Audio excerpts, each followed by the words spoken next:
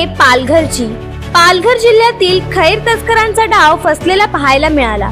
One विभागाच्या झाडांची अवैधरित्या तस्करी करताना टेम्पो चिखलात अडकला आणि चोरट्यांची चोरी उघडकीस आल्याचा प्रकार पालघरमध्ये समोर आला आहे। पालघरच्या बहिरीफोंडा जायशेत या जंगलातून खैर या महागड्या आणि दुर्मिळ झाडांची काही चोरट्यांकडून मागील अनेक दिवसांपासून चोरी सुरू असल्याचा प्रकार समोर आला होता।